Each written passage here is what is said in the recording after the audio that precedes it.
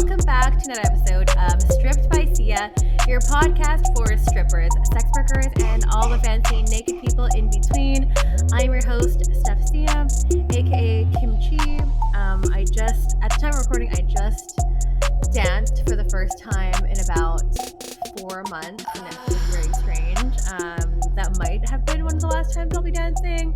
I keep leaning towards, maybe like retiring from the stripping life, and I think that time is happening soon. But I mean, other than that, I am found online on certain places. Like I'm a cam model on Streammate. I also have an OnlyFans. I'm a Sex Panther. I'm going to be launching on other places as well. You can find those links. I don't do a good job of promoting myself here, but I also don't want to. But I am a sex worker with over 10 years of experience. I've been doing this show for just over 5 years, which is really, really cool. And this show is all about destigmatizing sex work. That has not changed at all. It's been like that since day one. And our guest today would absolutely know about that because our guest today, ShaeCutie, was on season 1 and boy, oh boy, like so much has changed in the past 5 years. I'm very, very excited to catch up, chat with her, and introduce her to everyone here that may not be familiar with her and her work. But before we get into that fun part of the show, I just want to say hello to all the wonderful Patreon subscribers, and also say thank you to all the Patreon subscribers. You guys have been here since I guess season 4 or 5 now. And it's really great, and I'm very thankful for your guys's monthly financial donations. If you are curious in terms of like why do you have a Patreon, it's because podcasters like me do the stuff for free, and I actually love doing it for free. It's so much fun. I really think having this information out in the wild and accessible to folks is so powerful and so important. But I did get a bunch of requests before and even now, like, where can I donate to you? So this is where you can donate to me. It's patreon.com/strippedbysia. There you can find some wonderful bonus episodes. I do have bonus episodes coming out this month with some guest lectures and guest speaking gigs, which is really fun. Bonus episodes, video exclusive content. Those are all full episodes that you cannot find anywhere that is not publicly available, at least not yet. Maybe some plans in the future, but we'll see because my YouTube is currently being flagged. So we'll see how long the podcast stays up there. But other than that, if you're curious to know where your dollars are going, that's all towards website hosting, because of course there's a cost to that, and the occasional adult industry event, like XBiz, the AVN, stuff like that. I would use those funds to attend those events because those can get pretty costly. So if you are interested, please check it out. It's patreon.com/strippedbysia, and you can join all the wonderful patrons up there, including some of those who are on the top tier, which I'm just going to quickly shout out right now. We have Snoo coming all the way from Germany. We have Geyser. I still don't know where you're from, but it's okay. I haven't known for years. It's okay. Eric Arajo. We've got Bia York from Seattle. McKenna King from Edmonton. Dan from Red Tour Products.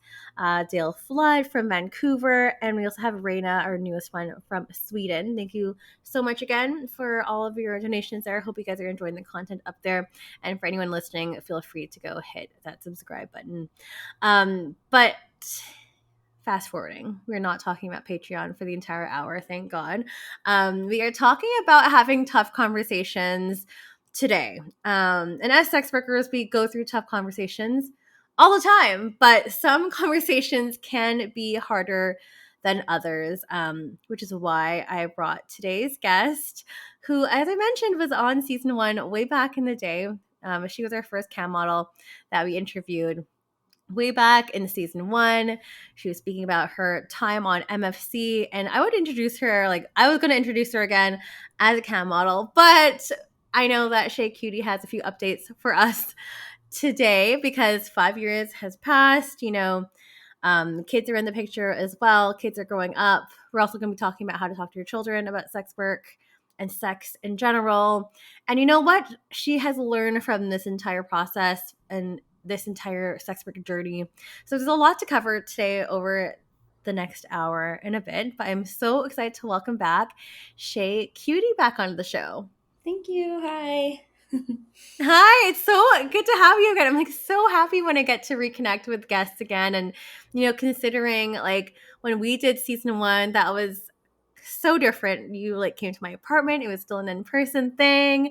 We were able to connect there. And, it's just great to see you glowing and still going at all the lovely work that you do online, which I know has shifted. But maybe we can give the audience a quick little biography on who you are really quickly, and also just tell us about some updates that have happened since like 2019. Yeah. Yeah. So, 2019, I had a girl that I knew, kind of mutual friends, and she was on MFC, and I heard about how much she was making, and I was like, oh my God, I want to try that. I think I could do that. And then I tried it, and um, I made pretty good money. I made better money than I would have working, 40 hours a week, minimum ish wage. But it Mm-hmm. just wasn't for me in that being like on like that when you're camming and you have to like be smiling every second and you can't, Yes. be like hunched over with your rolls or something. You have to be like and that's just not me. And so it didn't really translate well for camming. And I thought, like, oh no, it's over. Like, I can't do this online work. And then a friend of mine was like, oh my God, join OnlyFans. Like, it's amazing here. And like, and I just love the platform and the way it works. Not, Mm-hmm. well, I don't love OnlyFans for a lot of different things, like their Yes. censorship and stuff, but Yes. I love that I can put whatever I want out there. And if people want to see it, they've already paid for it. And so, yeah, so that's kind of how I went and started with OnlyFans in 2019 and kind of stopped camming.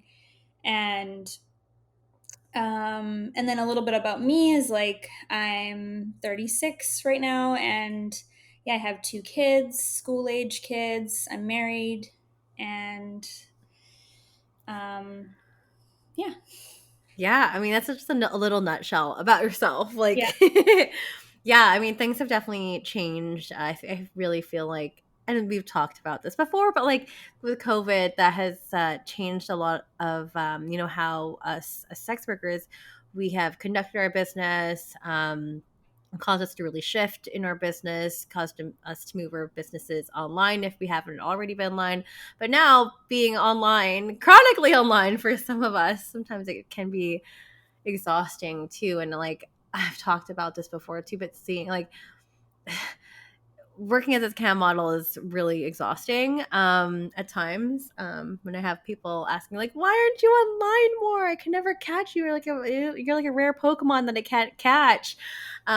It's because I need a break, y'all. Like yeah, I can do like 2 hours a day maybe, and or like 2 hours at a time, like, and just like yeah. break it up. I think Yeah. cam modeling hours are not like normal hours. It's like it's not Yes. equivalent. It's like I felt like exhausted after like just putting on a whole face and Mm-hmm. just even like touching myself for like 2 hours straight is like, Yeah. and then I hate like that they can just come in for free and you could be in like the middle of a show if you're doing like a public show with tippers, and then the people that Mm-hmm. come in for free get to see it all for free, and that feels like that feels Wrong. exploitive to me. So yeah, like for my personal comfort level. So yeah. Totally. Yeah. Yeah. And we'll definitely talk a bit more in detail about like your work and how that's changed a lot. But I hear you with all those things. It can be exhausting. And sex work in general can be quite exhausting. Hmm. I've been really trying to like take more breaks and take more time for me, non sex work me, and trying to strike that balance. And I'm sure we're also going to be bringing up the topic like that in today's conversation. But let's switch gears and go back to you, Shay, because again, like I just feel like for those who have not, I mean, for those who have been here since season one, like, yay, thank you so much. I think that's so great. But for those of you who have not even gone back through the catalog and even who's working backwards. I know a lot of you listeners like to work backwards and have not gone to ShaeCutie's episode. Maybe we can start, Shay, in terms of like telling us a little bit in more detail about how you started in sex work in general, and we can kind of catch you up to speed in terms of like where you are at now. Yeah. Okay, so it started with being curious about OnlyFans, and I've also always been like a sexual person, talking about sex, um, having sex has never made me uncomfortable, or like I've never really felt embarrassed by some of those things that other people feel embarrassed by. So it felt like a pretty normal thing for me to explore, to try out MFC. And my husband was totally cool with it too, which helped. And then that didn't really work out. Then that was November 2020 when I joined OnlyFans.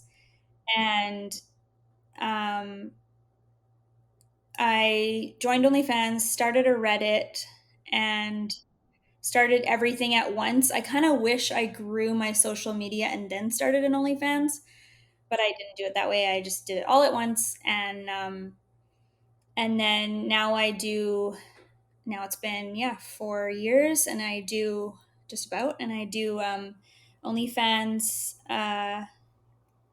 What were the other? Oh, ManyVids, Fansly, and tried out Night Flirt. Not too sure about that one yet, but um, yeah, it's always just felt like a really normal thing for me to explore, like in terms of my own personal interests and comfort levels, and um, yeah, and I'm like a really caring, interested kind of person in other people's lives and stuff.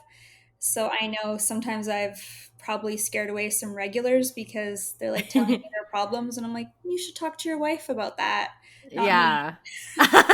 And so I just think it feels natural to me. It feels like what I should be doing, and like, and I hope to like go into sex education, and um because I feel like that's what I'm doing sometimes anyways, is educating these men on like what women want, or just like how to talk to women, or how to be okay with whatever fetish or kink you're into, or and so yeah, it's felt like a pretty natural progression for me. Totally. Yeah. And, you know, a lot has, and I keep saying that a lot has changed because a lot has changed in your life too. And not just talking about platforms and joining more platforms and dipping our toes and doing stuff like that, all within our community, but like you yourself have changed a Yes, yeah, lot as well. yeah. Yeah. Did you want to kind of go into that? Yeah, so I used to be like, when I was on your first season, I didn't want to show my face on the promo that you did for it. My Instagram also didn't have my face. My OnlyFans did, but I was just still holding a lot of my own like horophobia and slut shaming myself. Um, Based on what other people were telling me about what they thought about me, or just what they thought about sex work in general, even sex in general. It's like realizing they're just not, they just don't like talking about sex at all. It's not even sometimes about sex workers. And then I just kind of realized, like, if I want to grow as a sex worker in terms of like my money and my business and myself, like, I don't feel embarrassed by it, so why am I holding myself back based on what other people think of me? And they're not paying my bills, so like it's felt like it was giving them too much power. So I decided to like just put my face out there, and that really felt like really freeing, because as that happened, I don't know, I don't remember exactly how it happened, but somehow within my family, like my family found out, and then a bunch of people in my family were talking about it amongst each other, and then came to me and were like, we found out you do this. And then I was like, yeah, I do, and I'm not embarrassed about it, and I'm not apologizing for it. And then it kind of just like all blew up. um yeah, Which I'm sure we'll talk about. Oh yeah, my gosh. Okay. Wow. So yeah, lots of big points that we'll be discussing over the next hour. But maybe let's back it up to in terms of this whole theme of like tough conversations. And I know your husband is totally fine with this. But just a refresher from season one. do you want to talk about like, how you're able to come up with this conversation or bring this topic up? Because, there are a lot of us out there that are dating people that are not, or even married to people that are not in the sex industry at all. And how do you navigate that conversation with somebody? Or just talk to us about like how that came up for you personally. Yeah, with my husband. Yeah, we'll start there. Um, well, I just usually ask flat out, like, whatever I'm thinking. Like, I don't have much of a filter, and I feel like it's helpful when I want to have a hard conversation because I don't always find them hard personally. Well, I find the rejection hard if they do reject me in some way or aren't supportive. But to just ask, like, what do you think of sex workers? Or, challenge people on, like, so you watch porn, but the people that you're watching are real people. And so if you saw them out in real life, why would you judge them if you're going to watch them? Or, like, you know, so many people that do judge sex workers watch porn. And to me, that's just such a weird double standard that they're not connecting, that it's like, it's a real person with a real life. And it's also just a job, and so um I just asked him, I was like, how would you feel about me being a cam model?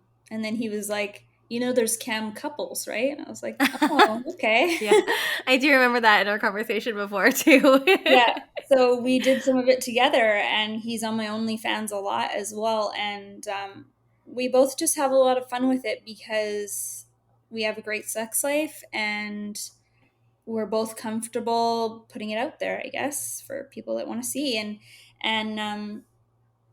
we are also in a somewhat open relationship. I say somewhat because it's not just like anything goes. um, hmm and we communicate a lot anyways. Like, we're always telling each other everything, and even the hard stuff. And so I felt like it was kind of not a really big taboo topic to discuss with him, because it was like we're already really open with each other about everything. I love that. Yeah, it really does boil down to open communication between partners, between friends, between family. It really just boils down to like um, your communication skills and also just like how you're approaching it. Like I love those examples that you were providing earlier, Shay, in terms of like gauging how their thoughts and feelings were around the topic of sex workers as well, and Mhm. also just putting that like, hey, like if you consume porn, like what do you think about the people in there, and really coming at that conversation with a very like humanizing approach, and also the nonchalantness, but with that is just a job, which it is, Mhm. right? So I think those are really really great conversation starters in terms of like testing out the temperature, because especially if you're, and this might come in handy especially if like you're dating someone new, or if you're trying to approach this topic with your family, and just to kind of get an idea of what their attitudes towards this particular topic is, because Mhm. sometimes you just don't actually know, like some like it goes with like political religious, like that kind of like can be an area that can Yeah. be a little bit tougher than others. So I think those are really really great approaches, and some good pointers and tips for those who are Yeah. looking to help navigate that. And I think some people confuse it with like morals, and they think that sex Hmm work is like uh has anything to do with morals, in that you can't do it if you have morals, but you can have morals within it. It's like I have my own morals, my own limits, and just because one person's like idea of self-respect is not getting naked online doesn't have to be that that's mine. And and so yeah, I really just like started feeling like thinking more for myself, and like, what do I want? And like, am I going to regret this if I stop doing it because of what other people might think? And like, even growing up, I've always been kind of like the weird girl or whatever, and so I just kind of like went into that and was like, I'm just going to be me. I'm still the weird girl, and people seem to like it. And then I was starting to make more money as I like got more confident and like stopped listening to other people, put my face out there in my more like safe for work platforms like Instagram and stuff. And and yeah, and it kind of changed my view too on like myself. Like I used to think like if you're a sex worker, that has to be your whole personality. Like it has to Right. be like you have to like advocate every second, you have to like speak for every sex worker, you have to like, Right. you know, you have to know every answer. You can't be like, oh, I don't know about that, I haven't researched it yet. And I just started Totally. realizing like, no, it's just a part of me. Like I'm also a mom, I'm also a wife, I'm also a friend, and I am allowed to also not like some parts of the work that I do, just like any other job. And so that's what helped me see it like just like a job. Like once I stop doing sex work sometime in the future, it won't be, I won't still be someone who has done sex work. It's like it's just another job I had, you know? And like so that was kind of freeing too. Yeah, that's a really good way of looking at it as well. And I love that you were finally able to, carry off this weight off of your shoulders. And it's really good that, I mean, we'll get into the story in terms of like that situation with their family and stuff like that and get to those details, but it really can, especially when you're face in and like you're restricted on so many levels with things, but it's also like a protection thing, it's a privilege thing in another sense as well. But that must have felt like so like a sense of relief that you can really finally be yourself like authentically. I'm so proud of you. That's so great. Yeah, it's definitely a privilege to be able to do that. Um but yeah, it was amazing because it feels then like you're not like you're not looking over your shoulder. You're not like scared who's going to tell who, or even fans that get weird and are like, I'm going to tell, you know, I'm going to put you out there. I'm going to blackmail you basically. It just felt like Yeah. there's no worry. Everyone can find out because I've already told everyone. And so I felt like I took the power of like also taking out of the taboo-ness, and then that's where my interest in like sex education went, because it's like, why is it taboo? Like, you know, what, it's so weird that just taking off your clothes online, consenting adult doing it, is still mixed in with sex trafficking, is still mixed in with like you have to be desperate, you have to be like just doing it until you get enough money and then you get out of it. And so yeah. Yeah, I mean, and we'll definitely talk about some of those layers as well too. But yeah, I agree with everything that you said here. Another point that I wanted to ask you before we move on to like your story and the potential doxing situation as well. You spoke about whorephobia earlier, and we haven't talked about this in the show for a little bit, but both you and I also had experiences with whorephobia. Did you want to talk about that a little bit? Also, just for those who don't know what that term whorephobia means, it's like your disdain for sex workers, you're not wanting to do the work, or I can never be a sex worker, that kind of attitude that you're pushing on. I wouldn't even say like self-hatred for sex workers, but actually, you know what? How would you define it, ShaeCutie? I would maybe say yeah, self like or hatred for sex workers, but I think the phobia part just comes from like ignorance and not knowing what it really is, and like assuming it's something that it's not. So like for me it came from like assuming that they just go online and they just make a bunch of money and it's just like that. And it was really coming from a jealousy place, and also a Mm. place of like I wish I could do that but I can't because I'll be judged too much. And like for some reason they can handle that judgment but I couldn't. And then also really exploring like, well, in my life when I've been afraid of something, does avoiding it help? No. So why avoid it if it's something I'm really interested in? Like I think avoid it if you have no interest in it. Fine, that's not hurting anyone, but like I was genuinely interested and just thought, "Oh, I'm the only one holding me back in this." And so um yeah, and then also just like having friends who were doing the same thing, and realizing, okay, so they are a sex worker. Like sex worker doesn't have to be this big like bad word, you know? It can be something positive. And so I feel like I hope that's what I like. If I have any sort of legacy or something, I hope it will be like that I've changed in some way, the way someone at least saw sex work, and like maybe less horophobia out there, because we're all just like people, yeah, and just having a job.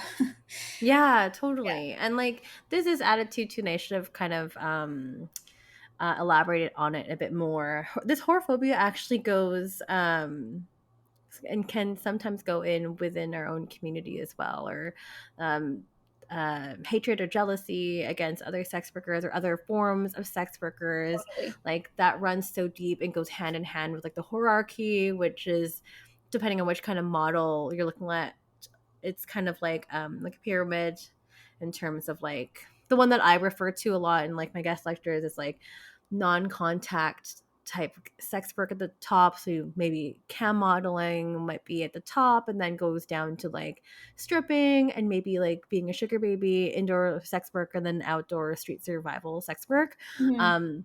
But there's so much like the whorephobia and the hierarchy really just go hand in hand, which is does nothing good for our community at all. Hmm. It just creates weird competition and just kind of like goes right into all the stereotypes that are out there about sex work. So I just kind of wanted to quickly note that as well. Yes, totally. And I had that happen with my family, where when they found out, they were like, "Oh, well, at least you're like not on the street or meeting up with people in person." And it's like, even if I was, like, that'd be my prerogative. And I can feel free to do that anytime I might change my mind to do that, because I have the privilege to like make that choice. I understand there's some people that don't have that choice, but I feel like, yeah, that is where it comes from too, where there's this line, even like you said, within sex workers, where we see like this is the good type of sex work and this is the bad or desperate type.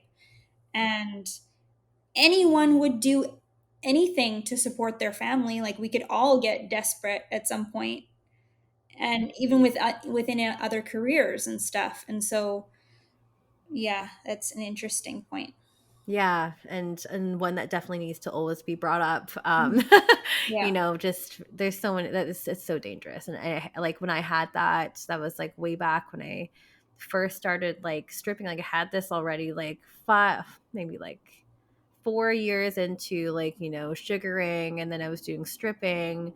And I think it was just like right when I really started stripping that started to shed off Hmm. finally. And that was only like what 6 years ago or something. Like it seems strange, like and such a foreign concept to me back then, but that was a really real thing for me back then when I was still like working in a corporate office. And there was like I had my hesitations because I knew about the weight that I would be carrying with the stigma. And maybe a part of me was just like I don't want to carry that stigma, but then Hmm. that is just also just demonstrating, okay, well, I'm only wanting to pick and choose the parts of sex work that I want to put on my shoulders. But I'm like, it doesn't work that way. Yeah.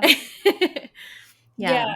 And I think it's like when people have this whole like idea of a life that they've built that they're holding on to, I think sex work and its risks and its stigma, you do have to be ready to let that world go, or like that idea of like, oh, I can't like tell everyone because then everyone in my office will know. And it's like, if you're willing to do sex work, I think personally you have to be willing to be okay with the idea that people might just find out, your whole world might crash and burn. But like, what could come of that is like, maybe you could delve deeper into like being more okay with yourself, or maybe you find, no, that's not a risk I want to take.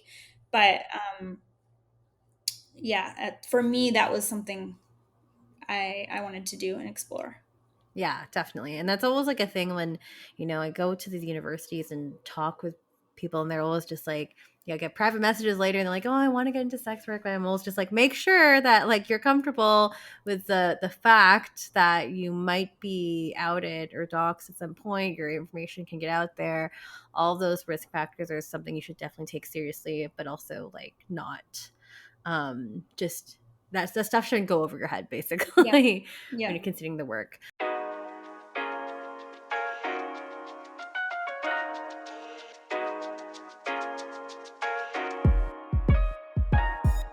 Hey everyone, it's Carly David. I'm the founder of PS Group. We're the creative marketing agency for sex workers by sex workers. We get it. Things are changing fast. Standing out in this industry is tougher than ever.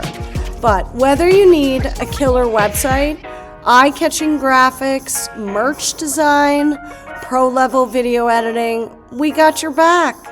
Our fees are totally project-based too. We never work on percentages or commission. Visit us at sexworkmarketing.com, say hello, let's start a conversation, see how we can navigate these changes together.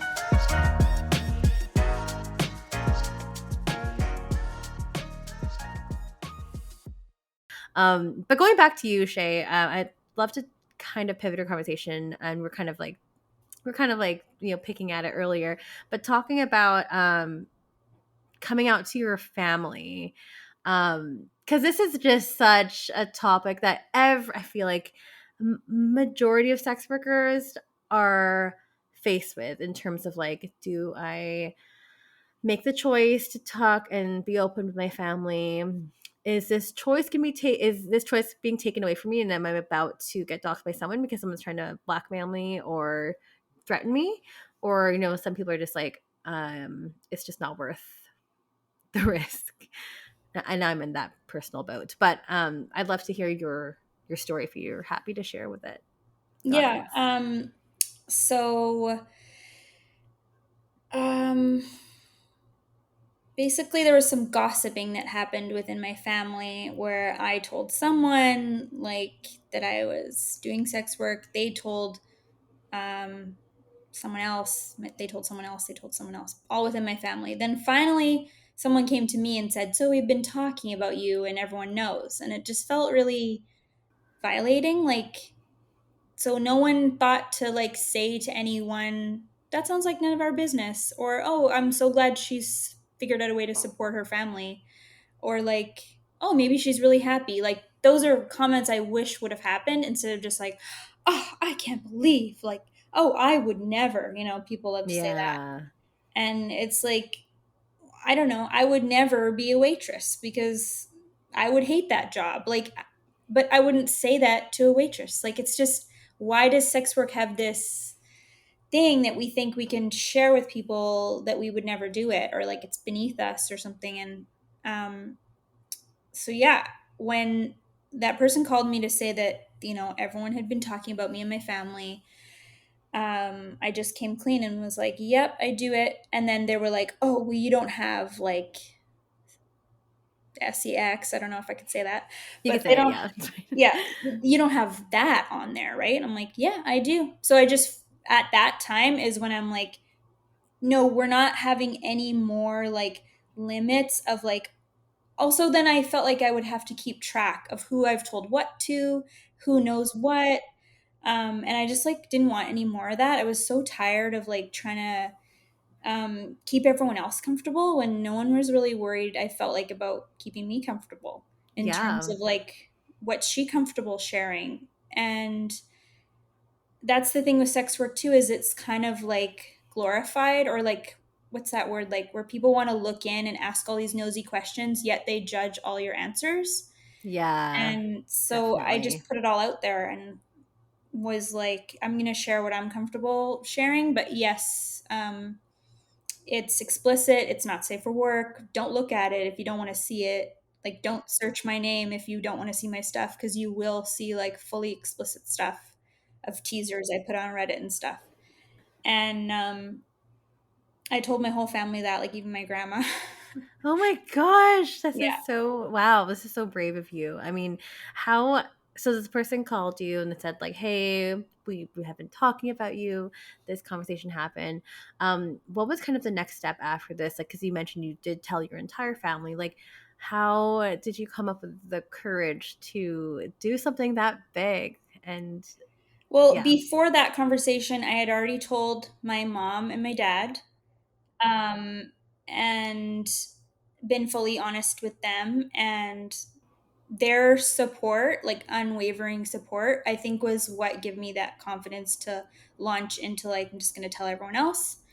And Wow. so no one's really has any story to tell behind my back, because if they do, it's something they all know about already. And so I wanted to kind of normalize it. Like, yeah, why are we only talking about what me and what I do outside of, like, for work, and not gossiping about anyone else? It's because gossiping is not nice. It doesn't feel good. It feels like, not giving that person a chance to stand up for themselves, you know? And so I think, yeah, with my parents' support, it just felt like the right time. And then that's when I also told my kids, because I thought, Wow. people usually say, like, what are you going to do when your kids find out? And I didn't want it to be Right. like this find out moment. Mm-hmm. So I first started when my first kid was 4. So it's always been, oh no, 5. No, You're wait. like, let me do some math. Yeah. Oh no, 7. Okay, my first kid was 7 and my other kid was 2. And so it's always, to me, I mean, I wonder when they get older, I'll ask more about it. But to me, it's always been part of the normal conversation. Like, we've always been open with them about sex, how babies are made. And then so the progression seemed normal, where it's like, oh, like, I work online and I do take my clothes off online, and it's an adult site, it's only for adults. And, you know, um, yeah, so it just sort of created this whole snowball effect where I just, like, came out in a big way and was like, Wow. yeah. Okay, well, hold that thought because I have so many. I have a snowball of questions right now. So, Okay. so going back to your parents, because this is Mhm. almost like a scary thing for most folks. But how did you talk with them, and how did you bring up this topic with them? Was it a separate, like, I'm going to talk with mom first, and then I'm going to talk with dad first, or like you're going to sit them down formally, and we're going to have this conversation and address the rumors, or how did you go about doing that? If you can share. I chatted with my mom first. We're really close. And so I just flat out told her, I was like, I'm camming. And I had to, like, explain to her what that What is. that is. and and then it's hard, because, like, if you get into the details of what it is, that in itself is sometimes what makes people uncomfortable.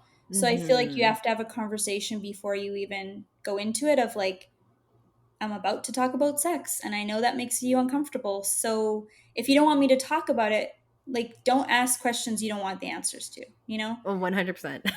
So I said that, or something like that. And was just also fully open from the start that it's not just like nudes and lewds, it's Right. explicit. So just know that right off the bat. And I think there was a period of shock and a period of, like, I was worried they weren't going to be accepting, like, that they wouldn't talk to me or something. But I think they realized in time that it's just a part of me.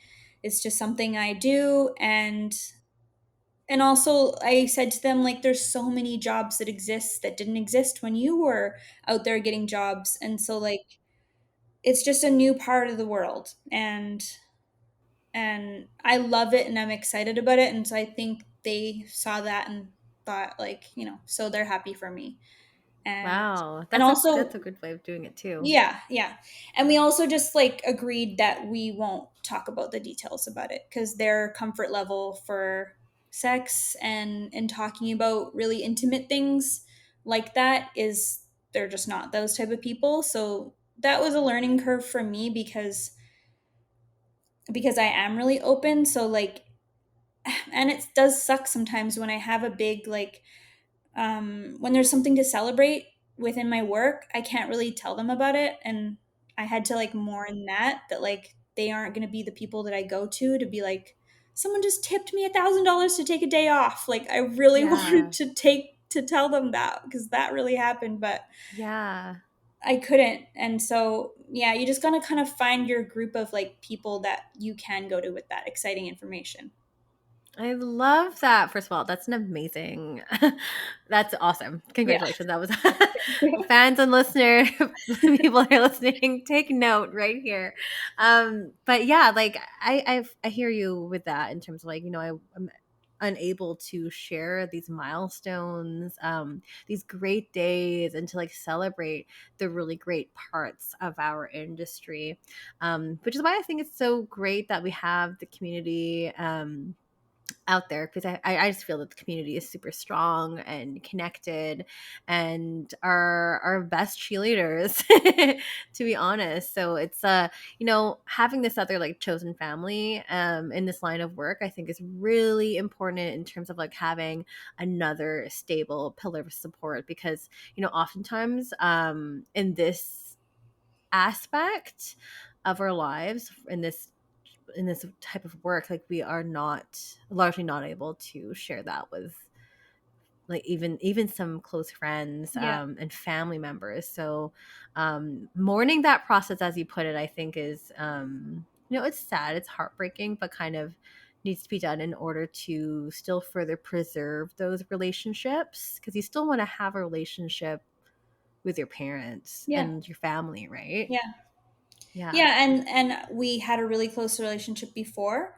So to me, it wasn't something to throw away just because I can't talk to them about that part, because I realize there could be other jobs where they don't understand it either, and we could get into political discussions about, like, I used to work in addiction and mental health, and there could be discussions and opinions around the table about that too. So I think any job has its just pros and cons, and that's one of the cons, is that yeah, you can't really talk about it with some people, and it can be then a bit lonely and isolating. And then because I do it from my home, it's even more lonely and isolating sometimes, because like I don't need to leave the house every day because with my job. And so yeah. Yeah, I hear you. I mean, can you share with us like what your family's general response was, or like how did they receive this kind of information from you? We just like to hear it. Yeah. Well, I told like my sisters in a separate time. I told my dad like alone. I told my mom alone. And then I think everyone else just found out through the grapevine of people telling people, not me really. I never like came out at a family party and was like, listen, I do this. By the way. Yeah. But their response was like pretty positive. No one to my face has said anything really negative. Um, I had a friend when I first was doing it being like, oh, like you're not putting your face on it, like you're a faceless creator, right? And then I just said, no, I'm not. And I feel like that's a really judgmental thing to say. And she realized after, like, yeah, it is, and you're happy and it's not me doing it. So yeah, I was like, yeah, you don't want to do it, then don't do it, but I want to do it, and I was telling you about it, and you just totally judged me. And she was like, yeah, you're right. So I think it's also just calling people on it in a respectful way, but saying like, hey, I didn't appreciate that comment, and like I'm not gonna share with you and be open with you if you're gonna judge me. And yeah, and like then the questions too, like I have to sometimes stop people from asking questions like that feel like they're just interested, but it's you can kind of tell the vibe when someone's interested because they're just showing interest, but there's no judgment. But you can also tell, I think, when you have to have a good read on people. And I've learned to not just like spill the beans just because someone's asking. So like with my kids, I would have parents of friends of theirs be like, oh, what do you do for work? And I used to kind of like nervously be like nothing. Yeah. Which is hard because it's like I don't do nothing, I work really freaking hard. And so Yeah. I resent that I have to, in order to protect them, I don't disclose to like just random people anymore. I used to like Hmm. spill it out, Yeah. but I realized like it really is my information to tell who and when I want. And um and so yeah, to protect them and their own like friendships they want to make, and not being judged because of me, I really now try and like get a feel for someone before I tell them what I do. And I just say something like, I don't know. I've used so many different things. My one now that I use is like video medium manager, which is like I'm not lying. I mean, I do manage media my own, Yeah. but yeah. Yeah, I love that you said that because, like you actually, I'm kind of going through a similar thing where I used to be like so open to like anyone who's going to ask the question, but like it's as you said, like determining between that genuine, authentic curiosity and like from a inquisitive and educational standpoint versus those who are wanting to maybe use that information to exploit you or be a creeper person on your pay sites and stuff, or just bug you for services that Mhm. like I don't know, that's just maybe based on my own experience, but Yeah. like now I'm kind of like retreating it back and just saying something super general.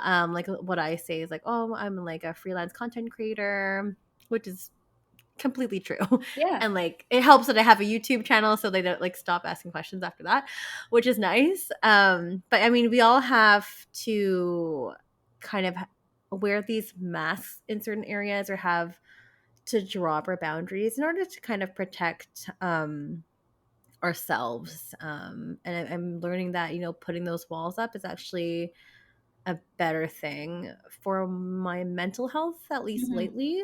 I don't know Hmm. about you, but maybe something similar. Yeah, totally. Yeah. Like, yeah, my mental health and just being like, I'm in charge. I work for myself, so I do get to decide that like you can change and grow. There's no like Hmm. limit. And that's what's so cool about working for yourself is you can be like, "Oh, yeah, I used to tell everyone. Now I don't feel like telling everyone and Hmm. I don't have to report to anyone that new Yes. development. I can just do it." And yeah, and so I feel like for my mental health as well, just to really like compartmentalize and it not be my whole identity, not be like, oh, here's Shay, the sex worker. It's like just there's The Shay. label. Yeah. And so yeah.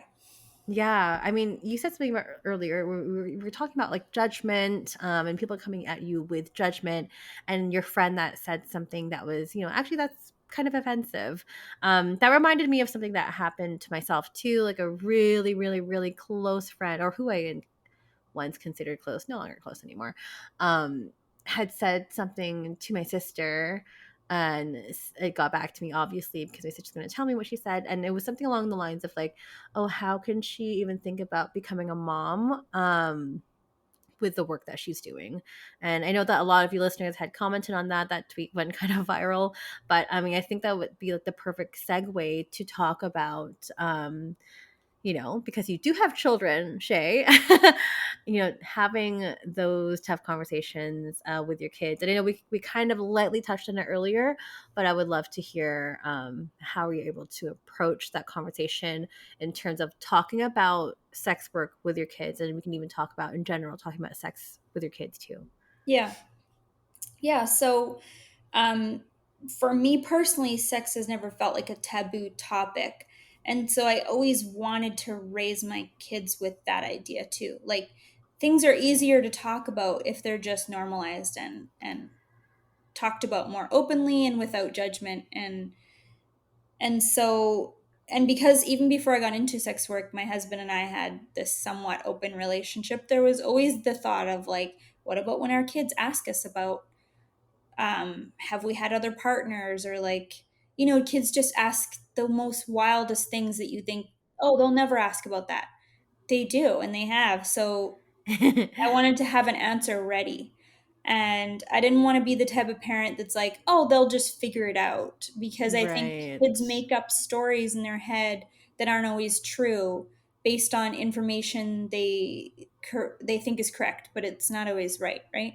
Hmm. So I think me and my husband just talked a lot about it, about how do we want them to see sex like for their own lives, and us as parents. And yeah, so it really just came down to like, listen kids, I want to tell you what I do for work. I work on an adult website with adult content, and that means that it's only for adults to view.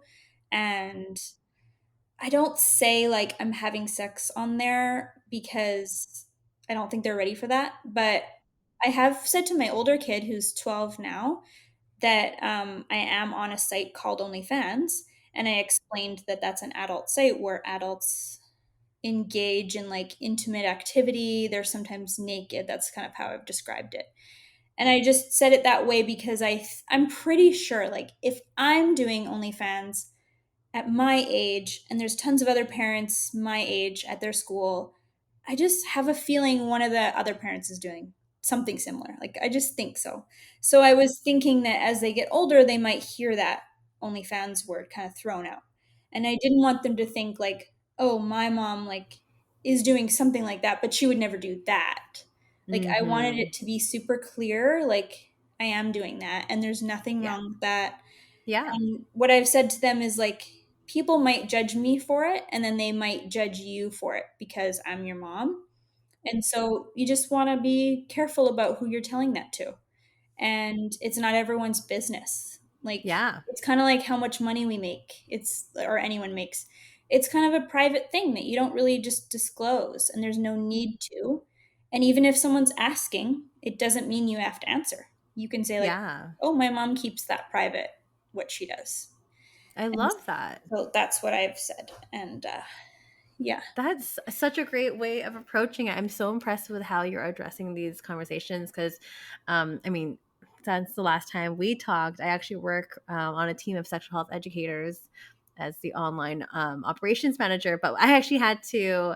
One of the resources that we were making was how to talk to your kids about OnlyFans, Mm, and we had also used language like that as well in terms of like speaking to your children about this because kids especially in those older grades are already aware of what OnlyFans are yeah. as well, so it's like really great that you as a parent are coming to your child with this information so they don't have to find out from other people and Hmm. untrustworthy adults or like their friend's older brother or something like that or from the internet, right? Yeah. So, and I think that's really important because, like I've said it before, but like kids really want to hear this information coming from their parents. And I think you did such a really great job at doing that. Thank you. I'm so impressed with that Yeah. because yeah, we get that question a lot, like how do I talk to my kids about that, and I love the assertiveness in terms of like setting up for themselves to be like, hey, like you don't have to answer that, and my mom keeps that private. I think those are all really really great responses that you're teaching your kids Hmm. for sure. I think it's like any other hard conversation with your kids, like death, breakups. Like it's just like you just sit them down and talk with them. It doesn't have to be this like big moment or you wait till they're like ready. Usually, when you think they're ready, they've been ready already, and they probably have found out other non-true information about like from their friends, right? And so I've talked to my kids already about pornography and that it like what it is, and it's people like having sex or doing sexual things, adults, and it's only for adults to view. So it's not appropriate for a kid to see it. So if you do come across it, like let me know. And because I know that that's something people always say is like, what if your kids find your content? It's like, I don't know. I mean, I just hope they would be like, ew, and look away. Yeah. Or like that they'd be like, not even get to that point because they'd be like, well, I know that my mom's online in those ways, so I will avoid searching her username. It just seems so like um, funny that people would ask that because it's like, why would you like go out and search your mom's, Word. pornography? That sounds disgusting. Like I would Yes. I would So, never. yeah. And and I don't know, when I was a kid, like we would put in some random VHS at our friend's parents' house and we would find out, oh, it's their porn. And it happens sometimes. And it's just part of life is like all these kids got here through sex. And so having sex and being open about it is is okay. And it's I think the main thing is really separating like I'm an adult, I'm consenting, therefore I can do what I want with my body. And so when you are old enough, you can do what you want with your body. And like, let's just all openly talk about it then the hope is that when they get old enough, if they have something they want to talk to me about, like any subject, it won't be like this, like, oh, I can't tell my mom about that. I hope like when they have an issue, like it'll be like, oh my God, I have to call my mom because she'll know what to do. Yeah. So, yeah. And I like that because you're really creating a nice like bridge and a safety net for your children in terms of like approaching you with these, so-called like tough conversations. They are hard conversations to have, Yeah. but really allowing and communicating it out to your children that this is a safe place and you can come to me and talk to me about anything, and they can be welcomed in with open arms, kind of thing, as opposed to kids building up all this anxiety and like, oh my God, I like, should I tell my mom about this or should I just like hide this Mm-hmm. and stuff like that. It can go in so many different directions too. Yeah. And I think when they are not sure that you can handle it, and like when they think that the information might like really rattle you, that's maybe when they're less likely to tell you. If they feel like you have got it handled, like you've already told them this information, or like you're confident in what you stand for, then I think it's easier for them to bring to you like hard stuff. So Yeah. I didn't want them to like worry ever, like, oh my God, my friend told me that they found my mom's OnlyFans, and like now I have to tell her that I know she does OnlyFans, and like it's all just like everyone knows everything, so there's no reason to it to be like a thing. When my kid gets to high school, it might be a whole new story, but it's always a learning thing. It's always like, I don't know what will happen then. We'll just have to Yeah. find out. We'll have to navigate at that point in Yeah. time, right? And I guess this is kind of like how you also approach like the topic of sex in general, like with your kids, and just talking about bodies and stuff as well, similar approaches. Yeah, I just had a conversation with my 12-year-old about masturbation, and just Hmm. gave them a little Kleenex box in their room and was like, you might find yourself wanting to explore your body, and as long as you wash your hands before and after, and like just really basic stuff, but also like not going into detail so they don't feel comfortable. It's like whatever feels good and safe for you, you know, there's nothing wrong with that. And it's a private thing that you do in your own room, and like those setting those boundaries so they feel like hopefully safe. If ever they encountered an unwanted situation or something, they would already know, like, oh, my mom already had this conversation with me. And yeah, just recently my kid had a friend over who got their period, and Oh my gosh. my older I one remember was like, that. oh, I already know about that, my mom told me about that, and I overheard that, and I felt so proud, like, I oh, love that. my 11-year-old didn't like shame their friend for having a period and being like, ew, what is that? Because they already Yeah. knew, and it was already like, oh, that's normal, women get that. And Yeah. yeah, so, Ah, amazing. You're like super mom. I oh, love I thank love hearing all this. you. I mean, speaking of like your obviously like your life as mom, and like even when I talked to you back then, you were still a mom and they were so much younger back then too. But I know that you wanted to talk about like, the attitude towards moms that are openly sexual, and what your experience with that has been. Yeah, it has just been that there's some really meaningful relationships that have just sort of ended all of a sudden or fizzled out for me, like friendships. Um, no one like family really, but like just realizing that certain friends were just not my people, and I think I would have realized it probably later on in life had I not done sex work. Like when you do something controversial, you realize who your people are sooner, because Totally. they come out with their opinions sooner than they would have if you found it out years later. And so I'm just happy that I found it out then, because now, like looking back to 2019 when I was still friends with a lot of people, because I was so new in it, a lot of people that were very judgmental about it. um, it was like, oh yeah, that was not my good friend. Like there were so many red Hmm. flags besides that, that they Yeah. were just not my kind of person, and like that's okay. Like not everyone has to like everyone, but I also really used to want to be liked by everyone. And now I don't really care if someone doesn't like me, because they're not paying my bills, and it doesn't really affect me. Like, yeah, when you're online in a kind of a big way, and like anyone can access your content, you kind of, you really have to like let go of being liked, because Not everyone's gonna you like could be you. the juiciest peach or whatever, and someone's still not going to like peaches. Yeah, I love that So saying. yeah, so I think there is a lot of judgment when moms are just openly sexual. But I learned too, it comes from a lot of the times that mom that, or that woman or something that's judging me for being a mom and being sexual or having sex. I'm not like hypersexual, like doing it outside every day, or like being inappropriate. I think I'm Yeah. still appropriate, but I think it's because it's their own sexual hangups that they haven't like dealt with. Like, that's what I found out through conversations, like asking them, like, why do you like, you know, think that what I do is not okay? When I have this mental space to ask that question, sometimes it's like, I don't even want to know. Yeah, pick and choose your battles. Yeah.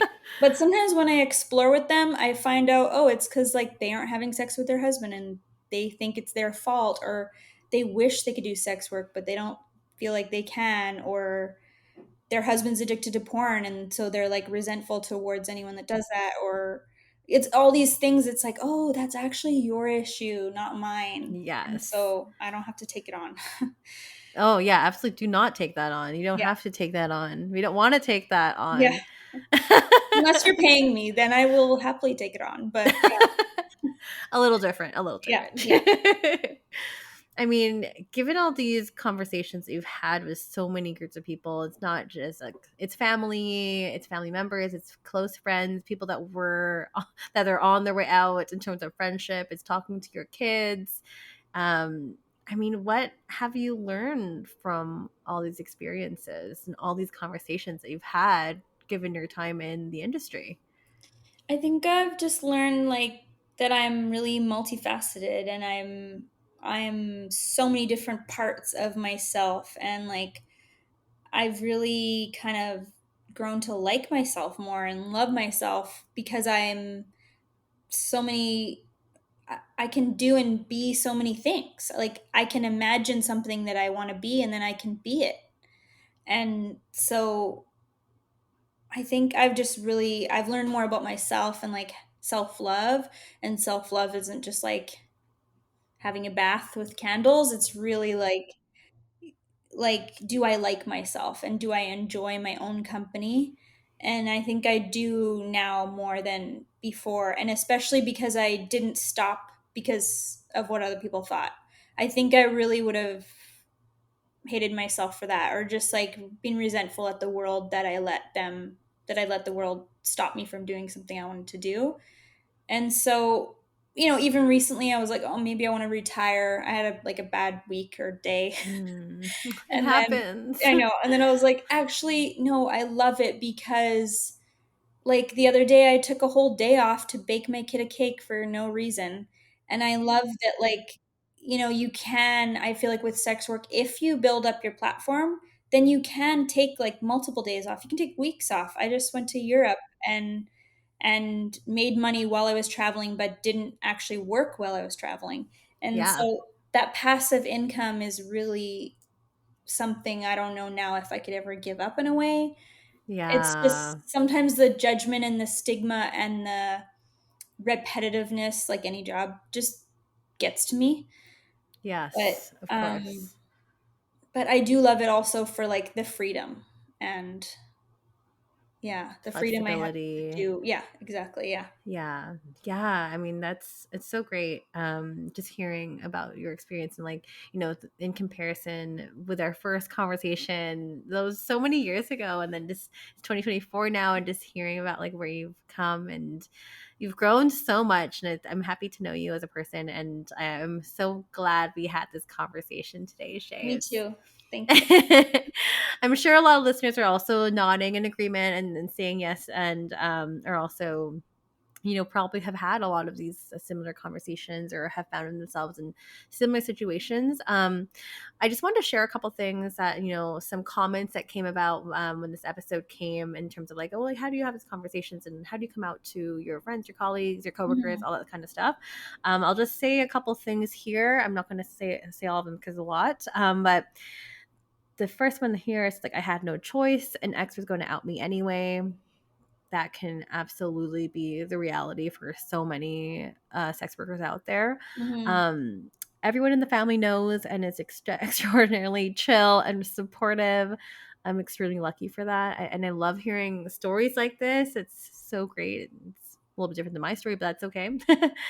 My mom sent me a bunch of her high heels and fur coats when I first told her, because she thought they would be good for dates and photos. I'm like, yes. I love that. I love it so much. I was like, my favorite one that I read. I'm like, that is amazing. And it's great to hear that. And I wanted to share like a couple different responses there, because, some people don't have the choice in terms of like even having a conversation. Some people are doxxed, some people are blackmailed, and their information gets out. So I'm hoping that this episode was really able to illustrate a couple sides, different facets to this, because it's not just always going to be it's never going to be easy talking to people that are close to you and navigating this kind of conversation. But I'm hoping that, Shay, with all the tips and advice and, actual like real examples that you have given us, I hope that will be helpful to some of those who might be navigating similar situations at home. So thank you. Yeah, of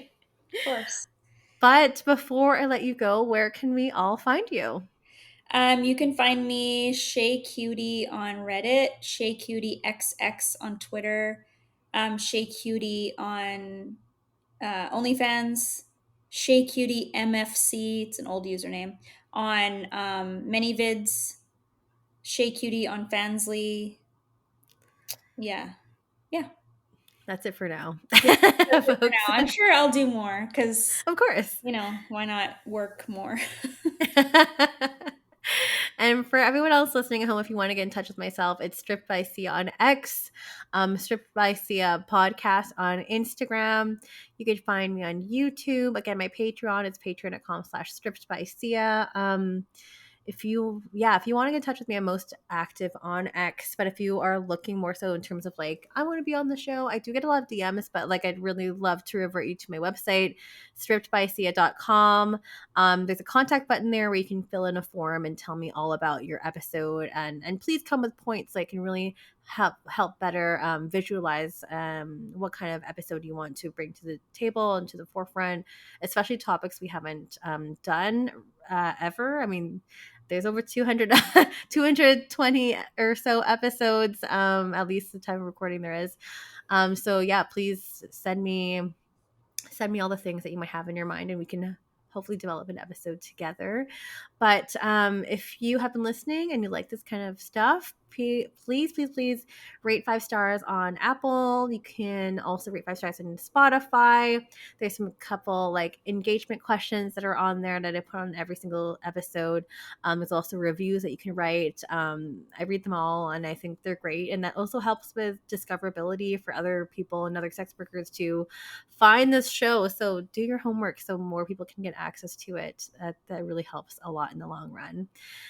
But with that being said, it's new episodes every single Sunday, dropping at midnight Pacific Standard Time. And next week will also be a really great episode talking about storytelling, responsible storytelling when it comes to sex workers in the center of it all. But for now, I will see you guys all online somewhere. And thank you so much, Shay, for joining us. It was great to have you on again. And I'll probably have to check in with you, hopefully not in another 5 years, but sooner than that. Yeah, thank you so much for having me. Thank you.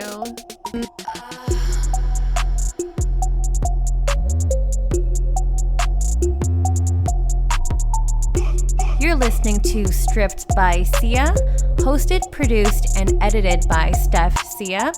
Music by Ted D. Graphic design by Maria Bellandarama, and photography by Ian Dabb.